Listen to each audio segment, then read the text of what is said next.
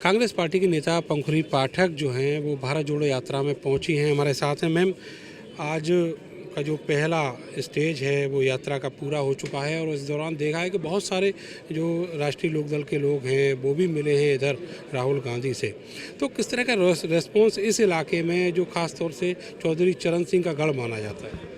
देखिए, बहुत अच्छा रिस्पांस मिला है। कल भी आपने यात्रा में देखा होगा कि लाखों की संख्या में लोग पहुंचे थे, जबकि सिक्योरिटी कारणों से कई सारे रूट बंद करने पड़े। उसके बावजूद भी लोग कहीं कहीं से निकल के, गांव की सड़कों से निकल के पहुंचे और जितनी भीड़ देखने को मिली, मेरी कई लोगों से बात हुई, लोगों ने कहा कि कई प्रदेशों में इतनी भीड़ नहीं थी जितनी उत्तर प्रदेश में है। और जो भी लोग आ रहे हैं प्रदेशों से, उत्तर प्रदेश से, हर किसी की ये मांग है कि यात्रा को और आगे ले जाया जाता, पूरे उत्तर प्रदेश में यात्रा होती। तो भारी उत्साह पूरे उत्तर प्रदेश के लोगों में है। आपको लगता है कि कुछ बदलने वाला था अगर उत्तर प्रदेश के अंदर यात्रा जाती तो?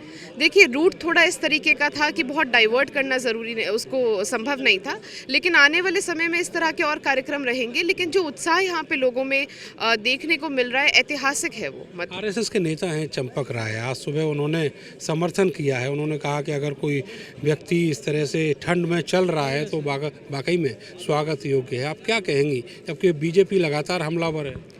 देखिए, राहुल जी दिलों को जोड़ने चले और हम देख रहे हैं कि कैसे दिल जुड़ रहे हैं। कई लोग जो अलग अलग दल के हैं, जो अलग अलग विचारधारा के हैं, ऐसे लोग जिन्होंने पहले कांग्रेस की सरकारों का विरोध किया, राहुल जी का विरोध किया, आज वो अपने मन से इस यात्रा से जुड़ रहे हैं। आज वो इस यात्रा को समर्थन दे रहे हैं। तो यही तो प्रयास था कि जो हमारे बीच एक खाई बन गई है, जो हम लोग कभी विचारधारा के नाम पे, कभी जाति के नाम पे, कभी धर्म के नाम पे एक दूसरे से दूर हो गए, उस खाई को मिटाने का काम राहुल जी कर रहे हैं। और बहुत सारे लोग, मैं आपको ये भी बताऊंगी, आज भारतीय जनता पार्टी के जो शायद खुल के बोल नहीं सकते मजबूरियों के कारण, लेकिन वो भी राहुल जी की यात्रा से बहुत प्रभावित हैं और बड़ी संख्या में लोग इस यात्रा से प्रभावित हो रहे हैं और जुड़ रहे हैं। राहुल जी ने कहा, कल भी कहा उन्होंने कि ये जो नफरत का काम है ये उत्तर प्रदेश में बहुत ज़्यादा हुआ है। आरएसएस और बीजेपी लगातार इस तरह का काम करती रही है।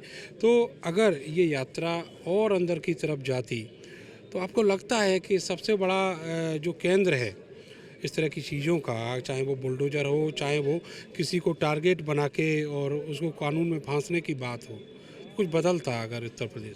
देखिए, बदल तो गया ही है, क्योंकि नफ़रत की प्रयोगशाला उत्तर प्रदेश को बनाया गया, जो कि उत्तर प्रदेश सौहार्द की धरती रहा, भाईचारे की धरती रहा। उस पे हर तरह के नफरती एक्सपेरिमेंट भारतीय जनता पार्टी की सरकार ने किए, जिसके चलते आज लोग समझ रहे हैं कि इस नफरत ने किसी को कुछ नहीं दिया, हमारे युवाओं को रोज़गार नहीं दिया, हमारी महिलाओं को सुरक्षा नहीं दी, तो हमें क्या मिला।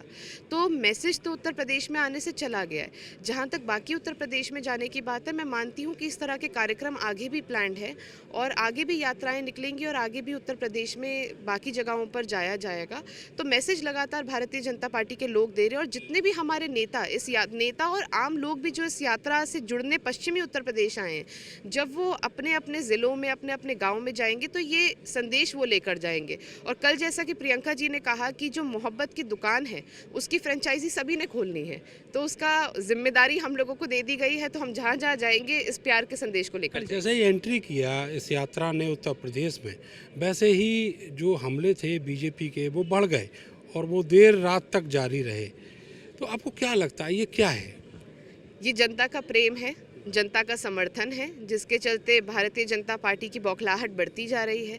जैसे जैसे यात्रा आगे बढ़ रही है, खासकर जब से उत्तरी भारत पहुंची है, तब से हम देख रहे हैं हर तरह के तंज। और शुरू से ही कभी जूते पे, कभी शर्ट पे, टी शर्ट पे, कभी किसी और बात पे, कभी कंटेनर पे कोई ना कोई खामी निकालने का प्रयास है। और प्रयास सिर्फ ये है कि ये नफरत जो मिटाने का राहुल जी जो प्रयास कर रहे हैं ये सफल ना हो जाए। क्योंकि देखिए, भारतीय जनता पार्टी की जो राजनीति है उसकी नींव नफरत है।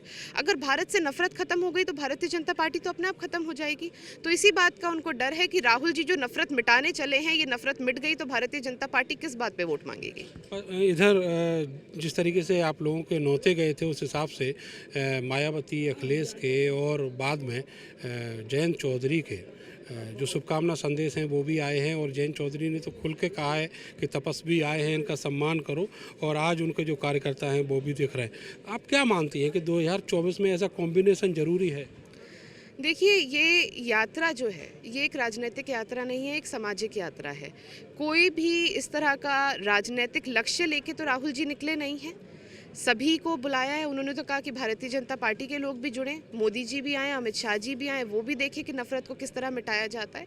तो संदेश तो सभी के लिए, आमंत्रण भी सभी के लिए है।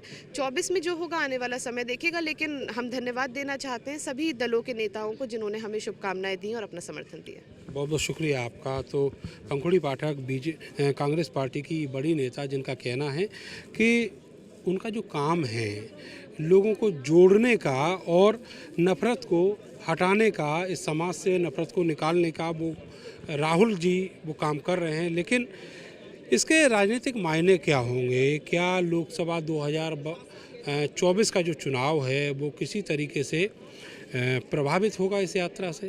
ये देखने वाली बात होगी। कैमरा सहयोगी सानू के साथ में नरेंद्र, भारत समाचार, बागपत।